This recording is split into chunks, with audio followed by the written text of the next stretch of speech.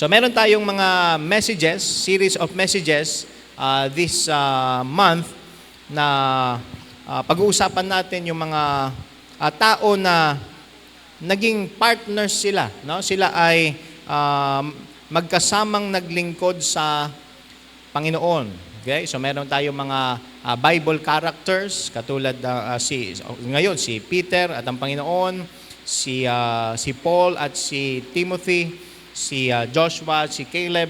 So may mga characters tayong titignan na makakakuha tayo ng mga spiritual truths patungkol sa ating service, sa ating paglilingkod sa Panginoon. At nais nating simulan yan dito sa panawagan ng Panginoon.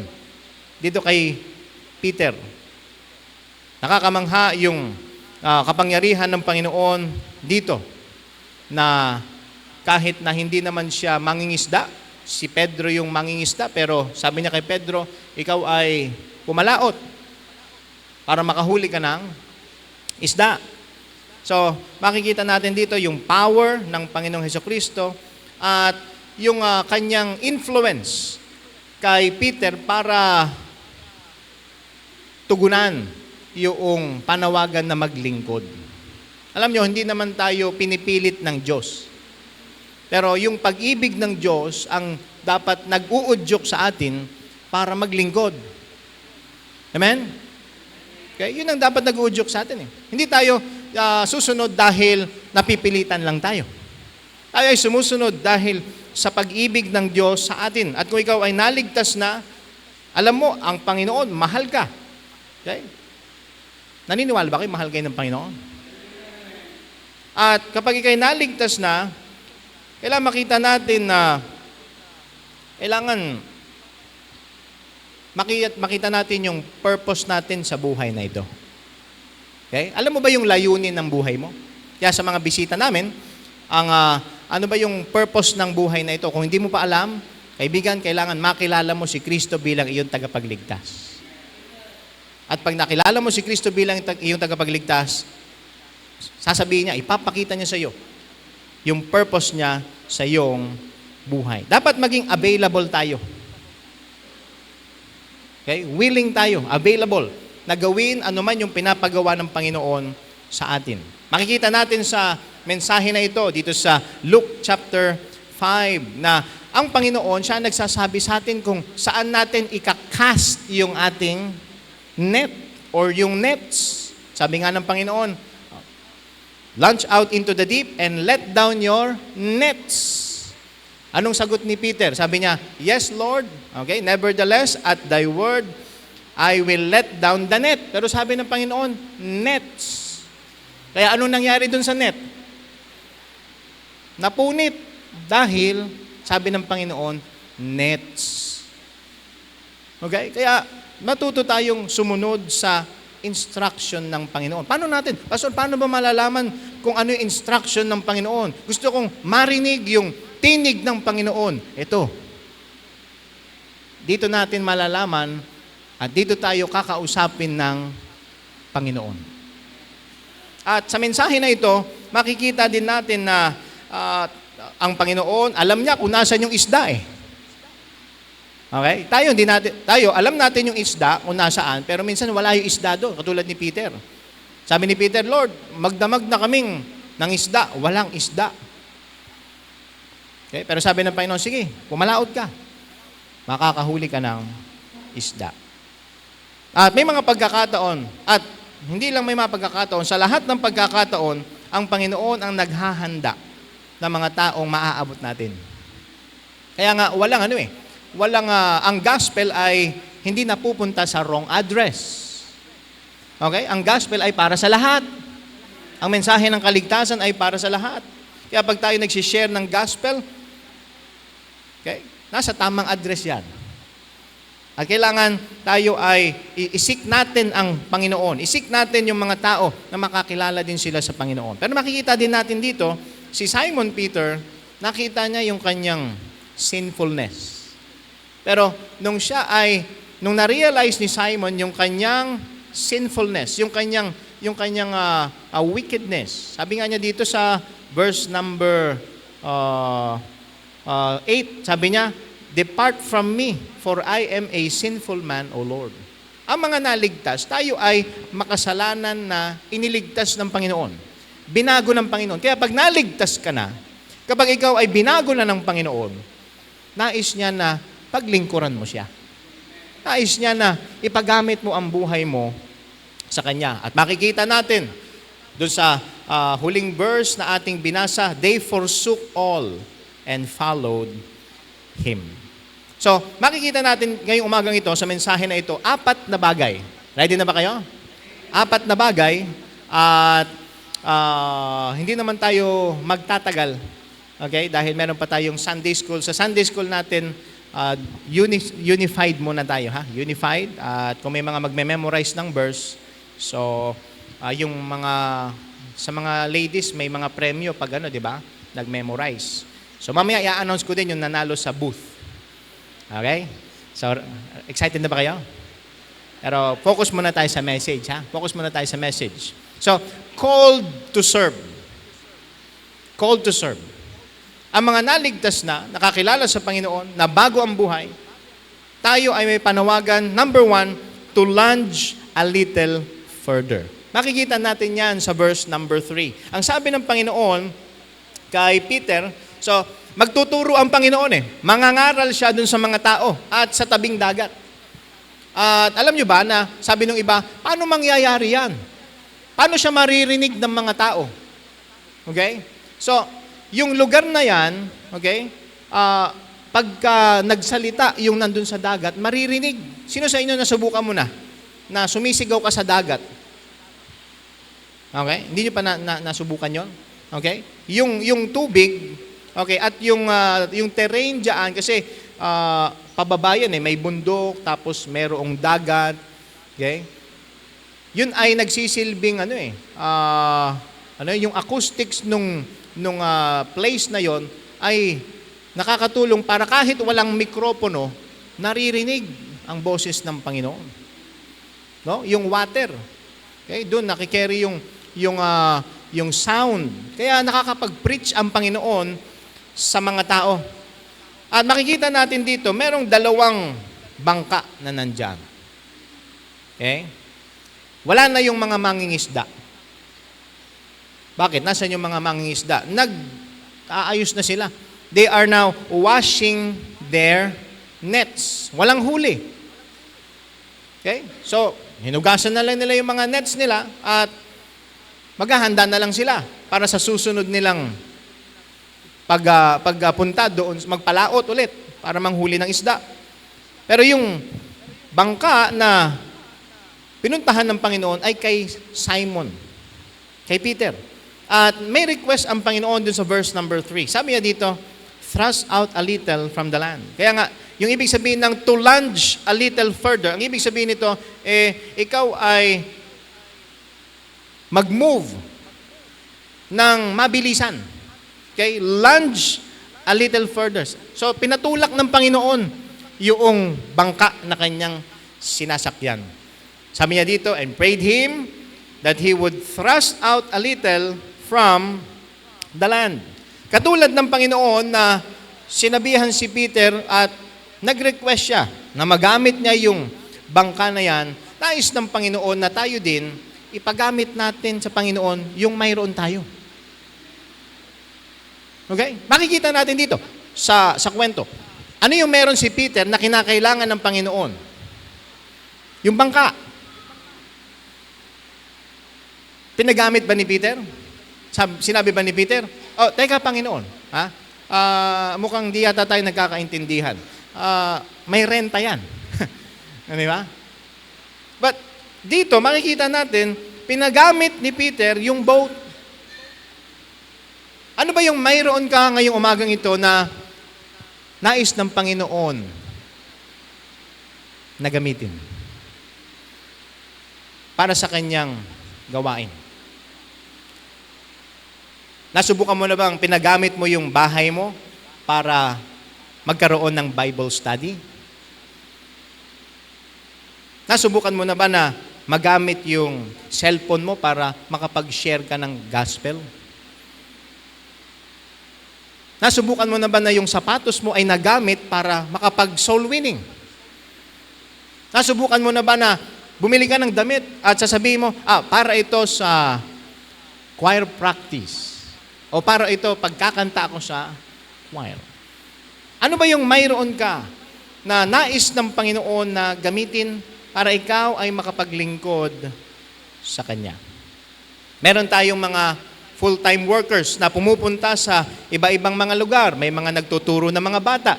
Salamat sa mga members na pinapagamit nyo yung inyong tahanan, pinapagamit nyo yung garahe ninyo. Pero kung meron kang garahe, meron kang malaking pwesto para makapagturo ng bata, magkaroon ng Bible study every week, mga kapatid, ipagamit natin yan sa Panginoon. Marahil sinasabi ng iba, maliit lang po yung aming bahay. Kahit maliit yan, imbitahan mo yung kapitbahay mo para makapag-Bible study kayo. Maaari ba nating ipagamit sa Panginoon yung mayroon tayo upang makapag-share tayo ng gospel? Bakit hindi natin gamitin yung ating mga tahanan? Ba't hindi natin gamitin yung ating mga garahe para sa Bible study, para sa good news classes? O yung sala? Hindi naman Pastor, wala pa akong garahe. Ha? Wala pa akong malaking bahay. Pag nagkaroon na ako niyan, sige, papagamit ko. Mga kapatid, yung maliit na sala, pagamit mo na. Hello? Sinabi ba ni Peter sa Panginoon, Panginoon, maliit yung bangka, wala akong sound system, saka mo na gamitin pag mayroon na. Sinabi ba ni Peter? Hindi. Pag pinagamit natin sa Panginoon, yung mayroon tayo, siya nang bahala, magpala doon. Siya magpapala. Bakit hindi natin gawin yan? Why couldn't we thrust out a little further? Sabi ng Panginoon, iusog mo ng onti yung bangka. Ilayo mo dun sa pampang. Bakit hindi natin gawin yan?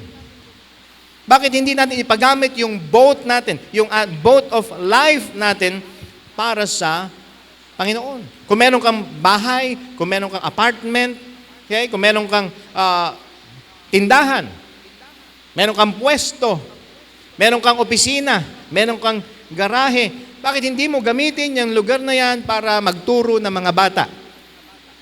Magturo ng mga kabataan? O mag-invite ka din ng mga adults para maibahagi ang salita ng Diyos. We need to thrust out a little further. We need to lunge. We need to move a little further. Di ba? Sabi nga nila, galaw-galaw. Okay? Galaw-galaw din pag may time, di ba? Galaw-galaw. We need to move forward a little. Hindi naman mahirap ba yun? Yung move forward a little? Mahirap ba yung ikaw ay magbibigay ng 2 hours every week para sasama ka ng soul winning, para makapag-share ng gospel? Hindi ba natin kayang mag-lunge a little further? Ay, busy ako eh. But, nandito tayo eh, no? Busy ako eh. Pero, mga kapatid, kailangan lang natin gumawa ng paraan para magawa yung pinapagawa ng Panginoon. We need to lunge a little further. Okay? Siguro, marahil, nahihirapan tayo. Busy yung schedule. Pero mga kapatid, we need to lunge a little further. Okay. Pastor, hindi naman sinasabi ng Panginoon sa akin, wala akong narinig galing sa langit na, halimbawa, sino ba yung may mga bahay dito? No? Sabihin, Brother Michael, ipagamit mo yung bahay mo. Walang ganyan. Di ba? Huwag mo na hintayin yung ganyan. Wala ka maririnig na boses galing sa langit. Ano? Huwag mo hintayin ng ganyan. Nasa sa'yo yan.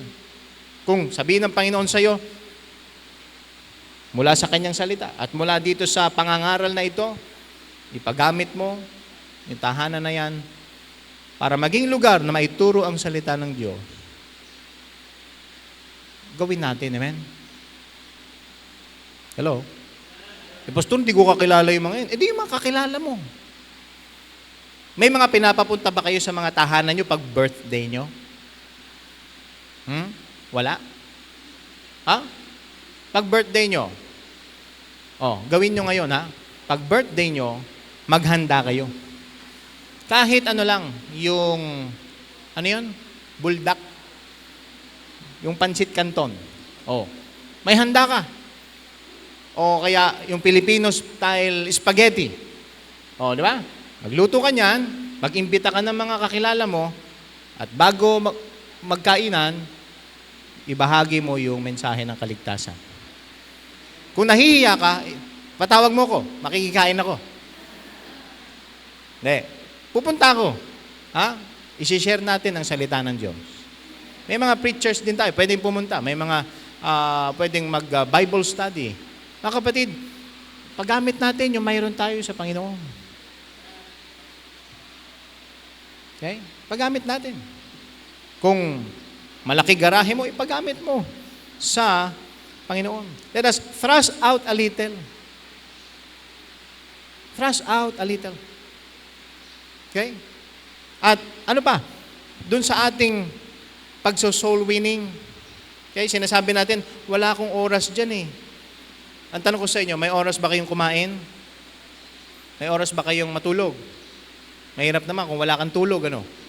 Mas okay na yung walang tulog kaysa walang gising, di ba? Pero mahirap din yung walang tulog. May oras ba kayo para mamasyal? Ba? Wala kayo oras mamasyal? Talaga, ha? Wala kayo oras mamasyal?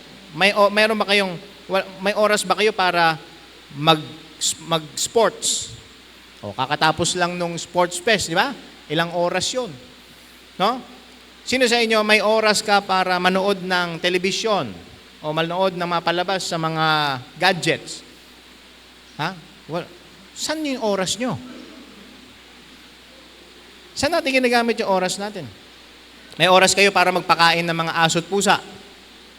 May oras tayo para diligaan yung mga halaman, para kausapin yung halaman. May oras tayo para maglinis. Pero bakit hindi natin bawasan yung oras sa mga bagay na hindi naman talaga ganun kaimportante at ibigay natin dun sa mga bagay na mahalaga. Katulad ng ating soul winning. Every Saturday, meron tayong soul winning. 5 to 7 p.m., 2 hours every week na makapagbigay tayo ng gospel tract, makapag-share tayo ng gospel. Meron ba tayong oras? Can we lunge out a little further dun sa oras natin para lang makapag-share tayo ng gospel? Pastor, hindi ako pwede ng Saturday. Then, gawin mo sa ibang araw. Gawin mo sa ibang araw. Kung nahihiya ka, wala kang kasama, sabihan mo ko. Sabihan mo yung mga members. Magsama ka ng member. Katulad si Peter, dun sa Acts, I think it is sa Acts chapter 5 ba yun? Kasama ni Peter si John, papunta dun sa temple. Oras ng panalangin. Pero merong isang pulube nandun sa gate na inabot nila. Naligtas. Yung lalaki. Magsama ka. Kapag ikaw ay may asawa, isama mo yung asawa mo. Para kayo makapag-soul winning, makapagbigay ng gospel tracts. Hiniling ng Panginoon at ipinahiram ni Peter yung boat. Si Peter, busy siya, nililinis, at tinutupi yung kanyang net. Okay? Pero siya ay nagkaroon ng willingness para gawin yung pinapagawa ng Panginoon. Ginamit yung boat niya na pulpito ng Panginoon. At maraming naabot ang Panginoon. Pwedeng sabihin ni Peter, sino ka para gamitin yung aking bangka. Ha? Sino ka para itulak ko yung bangka? Ginamit mo na nga, gusto mo pa. Itulak ko papalayo. Hindi sinabi ni Peter yun. Okay? Pero, willing siya. Are you willing to lunge a little further? Okay?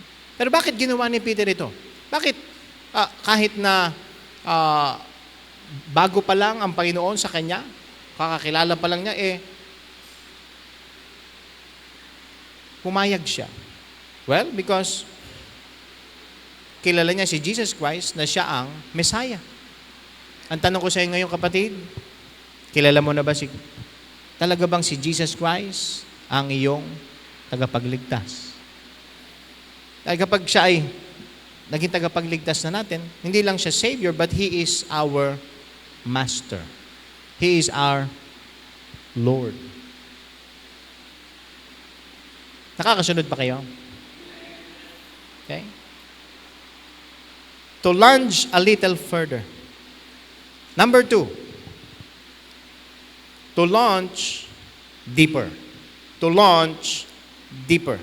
Verses 4 and 5, ano sabi dyan? Now when he had left speaking, he said unto Simon, launch out into the deep, and let down your nets for a draught. Sabi ng Panginoon dito, sige, pumalaot kayo ulit. At ibaba nyo yung inyong mga lambat. Ang Panginoon nagsalita. Inutusan niya si Peter. Yes, si Peter, kilala niya ang Panginoon. Yes, ikaw ang Messiah. Okay?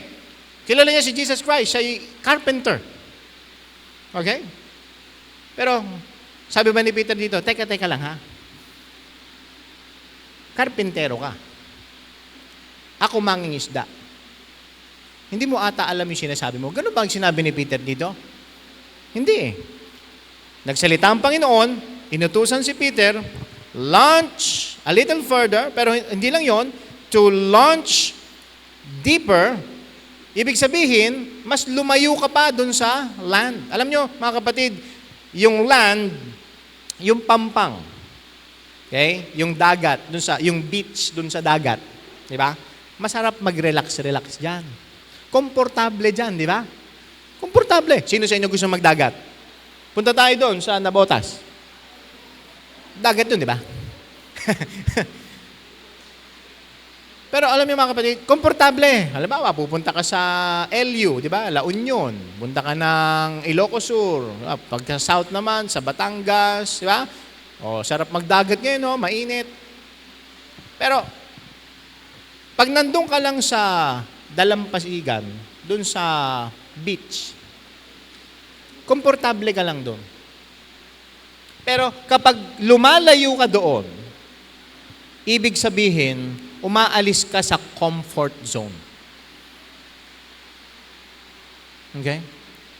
Ano ba yung sinasabi ng Panginoon sa atin ngayon na umalis ka sa comfort zone mo para makapaglingkod ka sa akin? Saan ba tayo dapat mag-step forward a little and to launch out a little deeper para mapaglingkuran natin ang Panginoon? Ayoko. Hindi ako komportable gawin yan. Hindi ako komportable magbigay ng gospel tracts. Hindi ako komportable na mag-share ng gospel. Mahiyain ako. Pero kung yan ang pinapagawa ng Panginoon sa atin, mga kapatid, gawin lang natin. Tutulungan tayo ng Panginoon. Itong si Simon Peter, may obstacles May obstacles. Anong sabi dito ni Simon Peter? And Simon answering said unto him, Master. Okay, kinalala niya si Jesus Christ na Master eh. We have toiled all the night. Buong gabi na po kami na nanghuli. At sabi pa dyan, toiled. Anong ibig sabihin yan? Buong gabi na silang nag-aabang, hindi sila natutulog, naghihintay na may mga isdang pumasok dun sa net para mahuli. Pero wala. At sabi niya dito, and have taken nothing. Okay? Marahil, physically exhausted na siya. Okay? Marahil, na-discouraged na din siya, walang huli. Pero anong sabi niya dito? Nevertheless, at thy word, Lord, dahil sinabi mo. Sana may mga Kristiyano dito sa Bethel Baptist Church na sasabihin, Lord, pagod ako, galing ako sa trabaho, pero sige, magsusoul winning pa rin ako dahil sabi mo, Panginoon. Malakas ka sa akin, Lord. Diba? Minsan mahina ang Panginoon sa atin eh. Ha? Minsan pa may sinasabing Panginoon sa atin, Lord, papahinga muna ako. Next time na lang, Lord. Pero sinasabi natin, Lord, naglo-Lord tayo sa Kanya, pero sinusunod ba natin yung Kanyang inuutos sa atin? Kapag may inutos ba ang Panginoon sa atin, agad-agad tayong sumusunod o gumagawa tayo ng dahilan. Mas madaling gumawa ng dahilan, di ba? Kaysa gumawa ng paraan. Pero pag may inutos ang Panginoon, mga kapatid, gawin natin ng may kagalakan. Amen? Gawin natin ng may kagalakan eh. Why? Because Jesus is our Savior. Jesus loves us. Mahal tayo ng Diyos. Ipinakita niya yung pag-ibig niya sa atin by sending the Lord Jesus Christ to save us from our sins. At kapag na-realize mo, niligtas ako ng Panginoon, binago niya yung aking buhay, ano magagawa ko para maipakita ko yung pag-ibig ko sa Kanya? Sundin natin yung mga inuutos niya sa atin. Okay? Pansinin niyo yung sinabi niya, yung command niya kay Peter. Ha? Peter, pumunta ka doon sa lugar na kung saan madalas ka nang pumupunta. Okay? Pinagawa ba ng Panginoon yung imposible? Pinagawa ba ng Panginoon kay Peter yung isang imposibleng bagay? Sabi ba ng Panginoon, sige, manghuli ka ng isda doon sa bundok. Hindi naman eh. Ano sabi ng Panginoon? Launch out a little further. Launch out into the deep. Launch out deeper. Kasi yung mga isda nandun sa mas malalim eh. The Lord commanded Peter to go where he used to go. At ito yung larawan dito. Sana makita natin. Si Jesus Christ, okay, isang karpintero, tinuruan niya yung isang professional fisherman para makahuli siya ng isda. Pero ano pinapakita sa atin dito? Dahil hindi lang ordinaryong carpenter si Jesus Christ, He is the Messiah. He is God in the flesh. At sino ang naglikha sa isda? Sino lumikha sa isda? Ang Panginoon. Yung nilikha ng Panginoon, kaya ba niyang utusan? Makikita natin maya-maya. Makikita natin. Pero ang Panginoon dito, tinuturuan niya si Peter paano mangisda. Kasi pagkatapos nitong pangyayari na ito, hindi na isda huhulihin niya eh. Di ba? Tao na. Hindi niya huhulihin dahil magpupulis siya. Hindi. Okay? Pero, He will win souls to the Lord Jesus Christ. Okay?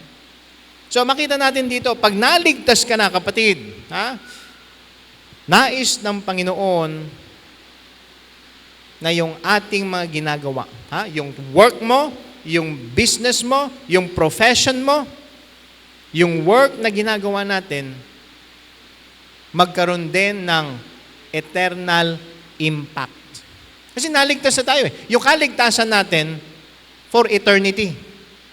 At nais din ng Panginoon na yung trabahong ginagawa natin. Okay? Kahit na yung pag-aaral ng mga estudyante, yung business mo, yung profession mo, naka-align sa kalooban ng Panginoon. Amen? Maraming mga mananampalataya, ano? Okay? Dito sa Bethel Baptist Church, hindi ko alam. Marahil ikaw ay nag-lunge a little further na. Nag-move ka na.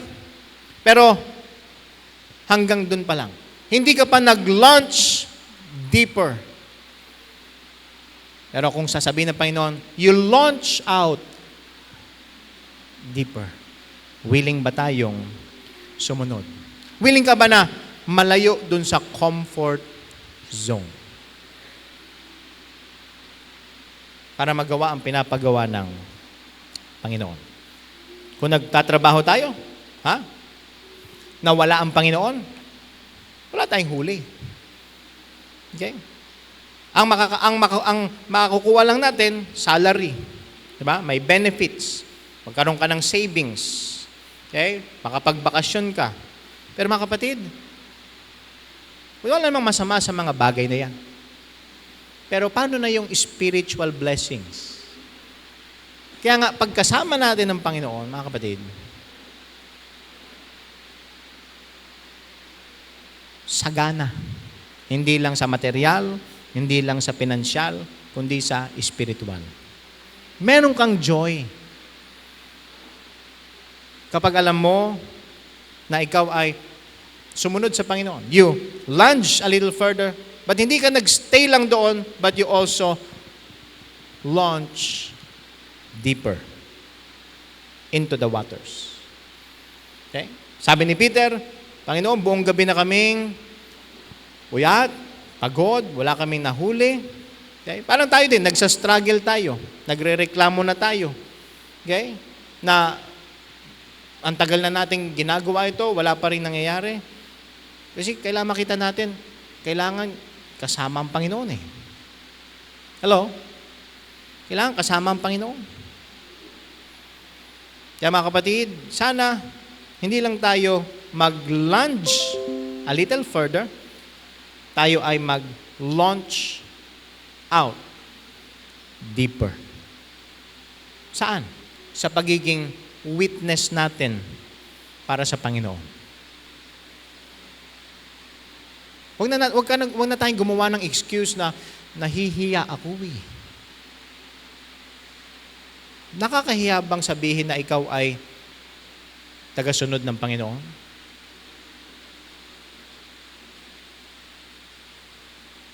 Nahihiya ba tayo pagka sinasabi natin, fan ako ni Kobe Bryant. Ba? Iba pa nga bumibili ng jersey, di ba? Okay? Nilalagay nila doon sa kanilang cover photo yung mga iniidolo nilang mga player, di ba? Okay? Pero bakit pagdating sa Panginoon parang nahihiya ako eh? Anong nakakahiya sa pagiging follower ni Jesus Christ? Nahihiya ka para doon sa taong nahihiya ka doon sa nagligtas sa iyo? Ikinakahiya natin yung tagapagligtas natin? Di ba pagka tayo ay ginawan ng mabuti ng isang tao? Okay? Sasabihin natin, siya yung halimbawa, siya yung tumulong sa akin nung nagkaroon ako ng problema. Okay? Pero bakit hindi natin magawa sa Panginoon yan? Na huwag tayong mahiya. Huwag mo isipin na, ano kasi ako, taong bahay lang ako. Okay? Ano lang ako introvert ako. Huwag mong gawing dahilan yan. Okay? Ako mga kapatid, sabi ko nga sa inyo, mahihain ako eh. Naniniwala ba kayo? Mahihain ako. Hindi lang ako tinawag ng Panginoon nakaupo lang ako dyan. Doon nga sa aming home church, gusto ko, doon lang ako sa piano. Tumutugtog akong piano. Okay? Pero sabi ng Panginoon, to launch out into the deep. Reach these people dito sa Santa Maria, Bulacan. Mga kapatid, huwag tayong gumawa ng excuses natin para hindi sundin ang Panginoon. Okay? Huwag lang tayong launch a little further. Launch out into the deep. Be a witness of Jesus Christ. Ano bang ginagawa ng witness? Sinasabi niya yung nakita niya, yung narinig niya. Pastor, hindi ko naman nakita But nakita natin by faith sa salita ng Diyos. Si Jesus Christ namatay, inilibing, nabuhay muli. Yun ang good news. Ano yung bad news? Tayo nagkasala, patungo tayong impyerno. Pero, si Jesus Christ ang tagapagligtas. Yun yung sasabihin natin. Yun ang sasabihin natin. Witnesses tayo ng Panginoon. Sa school, sa workplace. Ilan na sa mga katrabaho mo ang nasharean mo ng gospel o kaya nabigyan mo ng gospel tract? O alam ba nila na ikaw ay Christian? Alam ba ng boss mo na ikaw ay Christian? Ilan sa mga estudyante natin na nakapag-share ka na ng gospel sa classmates mo, nakapagbigay ka ng gospel tract? Launch out into the deep sa inyong mga trabaho, sa inyong business, sa mga owners ng businesses. Okay? Yung mga tao nyo ba, na-share nyo na ang good news ng salvation.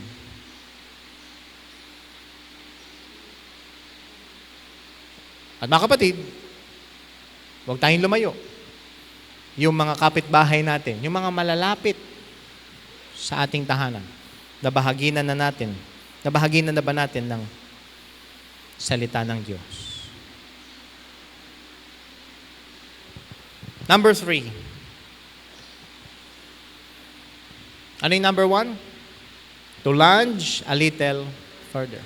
Yes, umalis ka, no? Umalis ka sa comfort zone mo, pero malapit pa rin eh. Pero sabi ng Panginoon, launch out into the deep. Launch out deeper. Mas malalim. At nandun yung mas maraming opportunity to serve. Pero mga kapatid, pangatlo, kinakailangan, we must labor together. Dito sa gawain ng Panginoon, hindi kaya ito ng isang tao lang. Hindi ito, Pastor, pagpe-pray ka namin. Ha? Pagpe-pray ka namin, ikaw na yan, kaya mo na yan. Sipin mo, ang bangka ba, yung mga sinaunang bangka, kasi ngayon, pwede naman na demotor eh. Pero nung unang panahon, nung panahon nila Peter, okay, ilang taong kinakailangan nila? May mag-aayos ng layag, kung meron sila mga, ano tawag doon? Mga, sagwan. Tapos meron ding, alangan namang hawak mo yung sagwan, tas hawak mo pa yung net, hindi kaya. Ganon din sa church, mga kapatid. Yung mga gawain dito, yung mga ministries ng church natin, hindi lang kaya ng isa o dalawang tao yan. At ngayong umaga nito, madami tayo dito eh. Kailangan nagtutulungan tayo. Madami ang population dito sa Santa Maria, Bulacan. Marami pag yung province ng Bulacan, madami.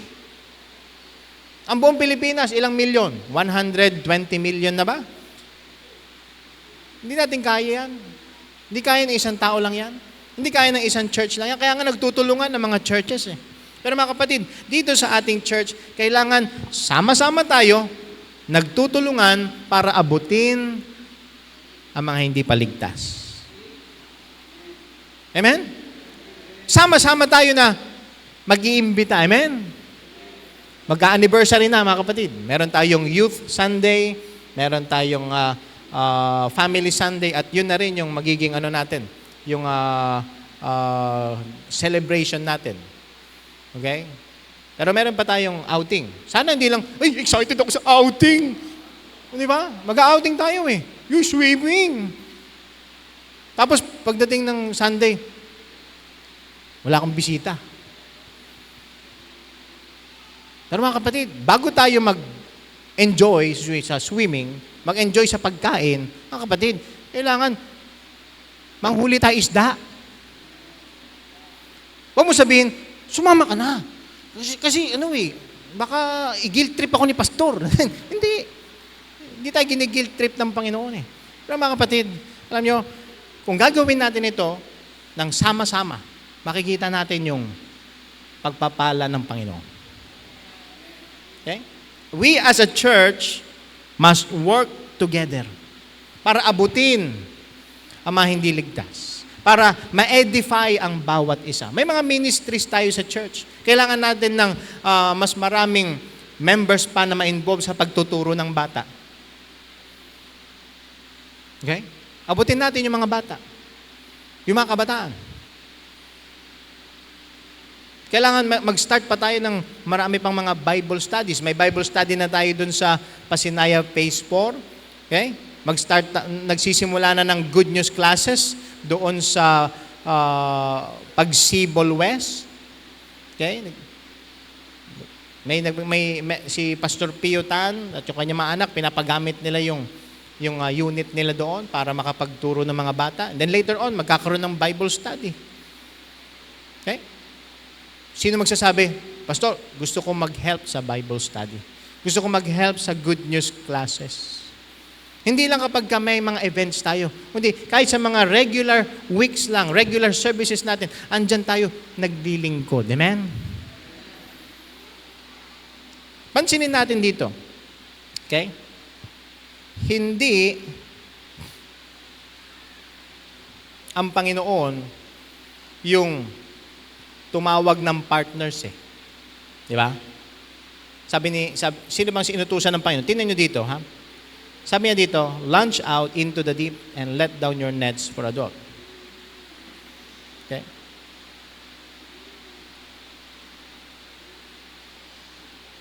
Okay? Mga kapatid, kailangan sama-sama tayo. Sama-sama tayo. Nakikita nyo ba yung need? Okay? Ang Panginoon, sinabihan niya si Peter, launch out into the deep and let down your nets for a draught. Hindi si Peter yung tumawag sa mga kasamahan niya. Ang Panginoon eh. Okay? Pero, anong ginawa ni Peter? Isang net lang yung dala niya. Kaya ano nangyari? Lulubog yung kanyang bangka. Hindi kaya ng isa lang. Dapat sama-sama, tulong-tulong. Yung bigat, okay, ng lalabas, mag-soul winning, hindi ang kaya ng isang church member lang. We need to call more members to be involved. Amen? We need to call more members to be involved in bringing visitors. Salamat sa mga nagdala ng bisita ngayong umaga. Pero we need more members to bring visitors to church. Para saan? Para may bahagi natin sa kanila ang mensahe ng kaligtasan. Para makilala nila ang Panginoon na kanilang tagapagligtas. Marahil sinasabi natin, hindi ko naman gift yan. Hindi naman ako full-time worker. Hindi naman ako Bible Institute student. Hindi ito about sa spiritual gift. Hindi ito about sa kaalaman mo sa Bible. It is a responsibility of each member na tayo ay maging active sa soul winning, sa pag-follow up, sa pag-invite ng mga bisita, sa pagba-Bible study. Hindi lang yung iilan. Di ba? Sa laro nga eh. Sa laro. Okay? Gusto mo ba nanonood ka lang? Di ba? Yung iba gusto talaga nila, sila yung nandun. Sa loob. Kasi pag, halimbawa, nakashoot sa basketball, nakashoot, di ba? Pinapalakpakan, na-encourage eh. Pero mga kapatid, sana lahat tayo dito may ginagawa para sa gawain ng Panginoon. Okay? Tawagin natin. Yung katabi mo ngayon, encourage mo siya. Sama ka ha. Okay? Magso-soul winning tayo. Sama ka ha. Magba-Bible study tayo. Sama ka ha. Tayo ay magtuturo ng mga bata. Okay? Ano sabi dyan? And they beckoned unto their partner sa verse number 7. And they beckoned. Ano ibig sabihin yan? Tinawag nila. Bakit? Lulubog yung bangka. Their net break. Kailangan pa ng partners. Kailangan pa ng mas maraming mai-involve. Bakit? Kasi pagka iilan lang yung gumagawa, baka malunod na sila sa sobrang pagod. Kailangan ng partners. Encourage natin mga kapatid ang bawat isa. Gusto niyo bang encourage ang bawat isa?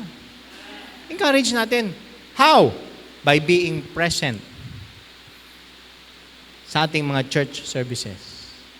Being present sa soul winning. Alam niyo ba kapag kayo ay sasama sa soul winning, nakita kayo ng mga nagso-soul winning every Saturday, ma-encourage. At mas marami tayong maaabot.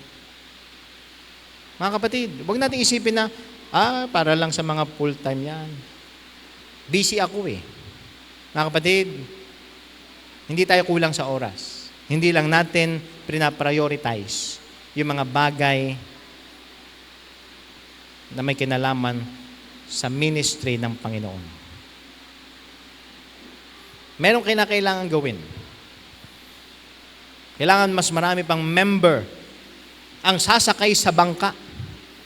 Tutulong para mai-cast yung net para maraming tao ang mabahaginan ng salita ng Diyos. May mga maligtas. Pero kailangan sama-sama tayo. Sama-sama. Mahirap kapag nagkakanya-kanya, di ba? Okay. Mahirap pa nagkakanya-kanya. Walang ma-accomplish kapag tayo ay magkakanya-kanya. And number 4 and last, eto na. Ano naging resulta nitong miracle ng Panginoon na nagkaroon ng draught of fishes? Hindi lang yan yung iilan eh. Kasi nag-break na yung net. Tumawag na sila ng mga kasama nila para hindi malose yung huli nila. Pero anong nangyari dito kay Peter? Na-amaze siya dun sa isda. Pero hindi inisip ni Peter, itong mga isda nito, ang luto nito mamaya, adobong isda. Hindi inisip ni Peter, ito naman, yung ito, malaki-laki ito, iihawin ko ito. Ang sarap, no? Lalagyan ko ng, gagawin nating relyenong bangus, di ba? Yung lalagyan ng kamatis. Hindi inisip ni Peter yon. Alam niyo, nakita ni Peter, yung sarili niya.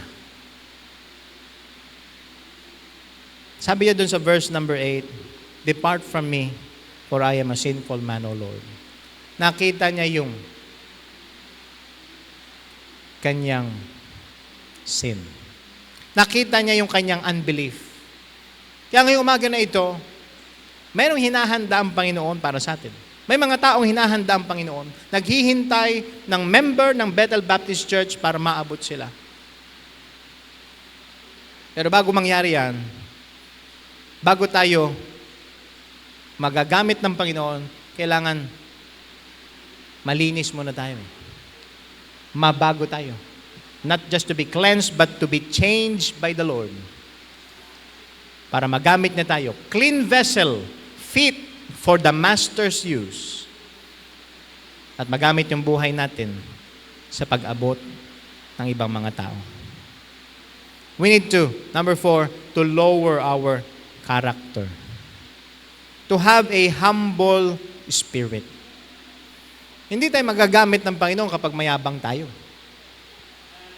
Kailangan humble. Si Peter dito nagpakumbaba.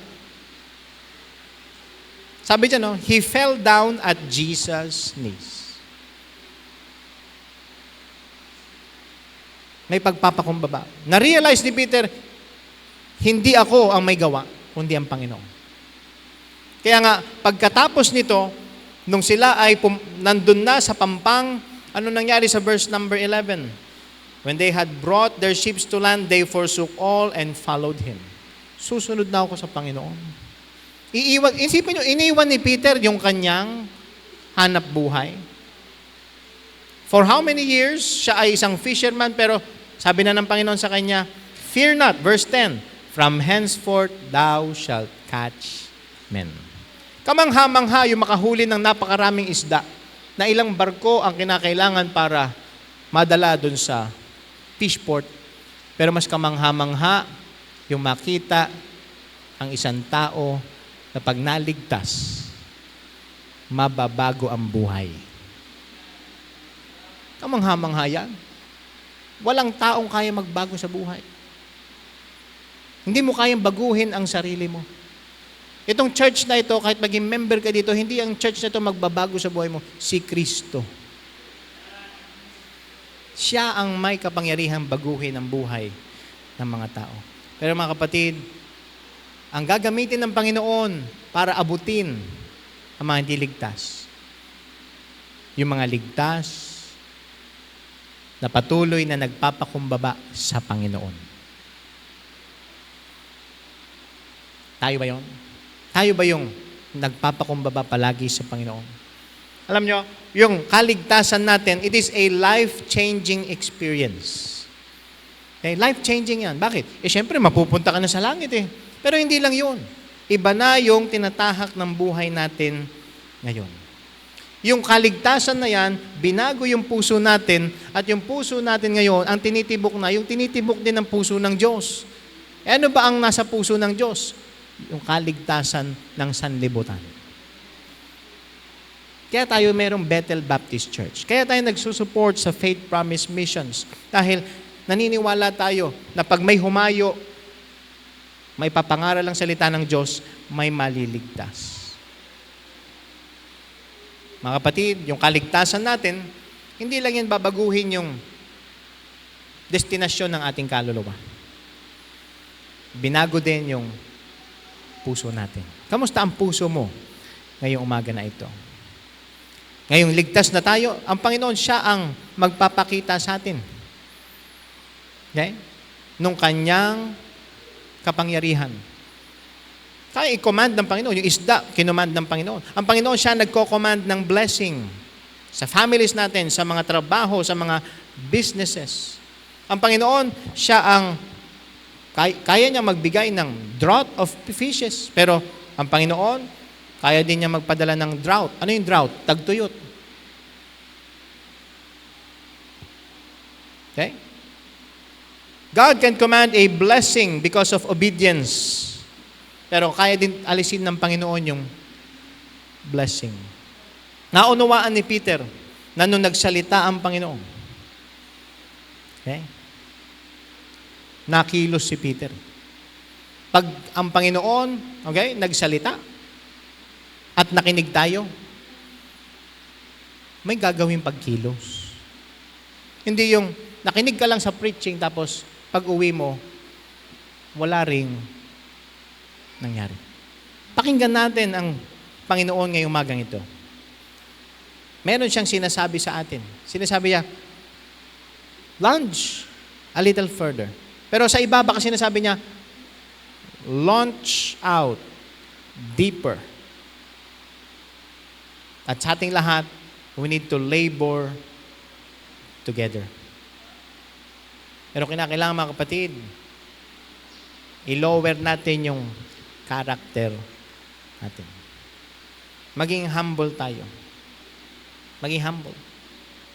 Si Peter, nagulat siya sa nangyaring ito. Siya ay matagal na sa industriya ng pagiging mangingisda. Pero itong si Jesus Christ, the Messiah, pinakita sa kanya na lahat kayang pasunurin ng Panginoon. Yung isda na pasunod ng Panginoon. At sa pagsunod ni Peter sa Panginoon, nakita rin niya na kahit yung malakas na hangin, yung dagat, kayang pasunurin ng Panginoon. Pero, tayo, handa ba tayong sumunod sa Panginoon? Alam nyo, kapag kinausap ka ng Panginoon, matatouch yung heart mo niyan. Pero pagka nagmatigas ka, tapos paulit-ulit na tinitigasan mo ang puso mo, mga kapatid, nakakatakot siya. Dahil sinusuway natin ang ating Panginoon. Hindi, nung una, ang tawag ni Peter sa Panginoon, Master. No? Doon sa verse number 5. Pero pagdating doon sa verse number 8, ang tawag niya na sa Panginoon, Lord.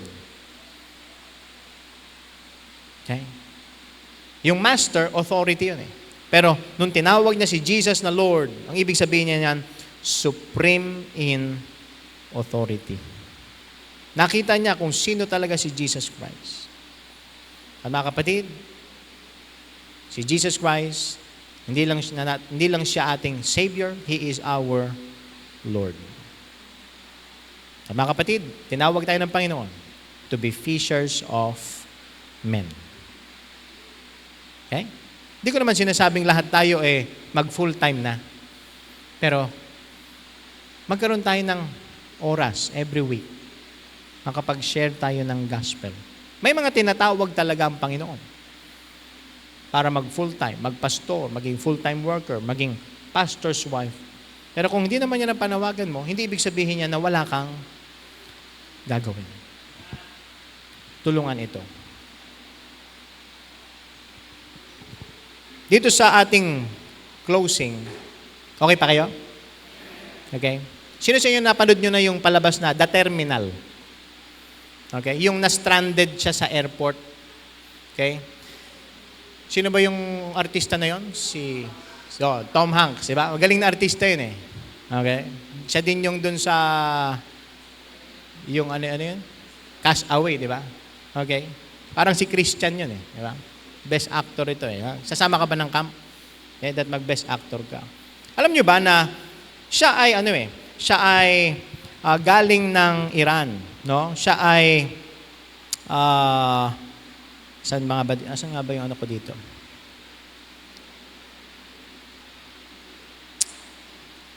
Okay. So siya ay galing ng Iran at papunta siya ng UK.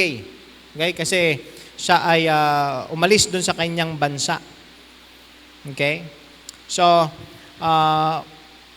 pinaalis siya ng Iran, expelled siya sa Iran noong 1974, and then noong 1988, okay, siya ay lumipad papunta sa UK, pero nagkaroon siya ng connecting flight doon sa saan nga ba ito? Saan nga ba yung dito? Paris, sa France. Okay? So nung nandun siya sa airport doon sa France, yung Charles de Gaulle na airport, okay, nawala yung kanyang mga papeles para makapunta siyang UK. So, nandun siya for 11 years. Sipin nyo, nakatira siya sa airport. Okay? So, hindi siya makapasok ng UK kasi nga, wala yung kanyang mga dokumento. Doon lang siya for 11 years sa airport, binibigyan siya ng pagkain ng mga empleyado doon, ng mga turista, di ba? Binibigyan siya ng pagkain, doon siya natutulog sa bench. Pero alam nyo, nung nabigyan na siya ng permit para makalabas,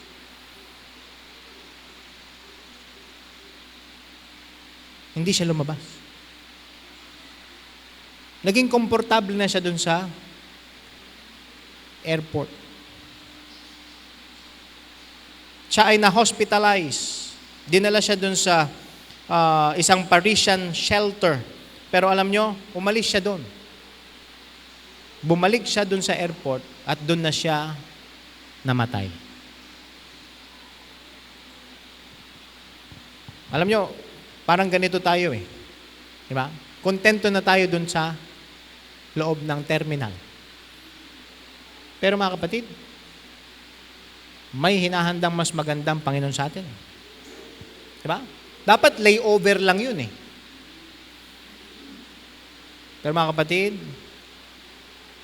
marahil merong layover sa buhay mo ngayon. Pero huwag ka magstay dyan. Layover lang yan. That is not the final destination. Gusto mo, dito na lang ako. Ayoko nang umalis sa comfort zone na ito. Dahil natatakot ako sa changes eh. Diba? Darating ang changes sa buhay. Pero ang change sa buhay natin, lalo na sa mga Kristiyano, mangyayari ang changes, pero dapat willing tayo na sumunod sa Panginoon. Willing ba tayo na sumunod sa Panginoon? Meron bang layover, okay, doon sa iyong ministry? Para kang si Peter, magdamag akong nagtrabaho pero walang nangyari. Marahil, iniisip natin, failure yata ako dahil walang nariligtas, walang nadadala sa church. At ang gusto mo na mag-quit. Okay? Gusto mo na ba mag-quit sa ministry na ginagawa mo? Well, ito yung oras para lumapit tayo sa Panginoon. Pakinggan natin yung kanyang boses at sundin natin siya. At kung ano sinasabi ng Panginoon, gawin natin.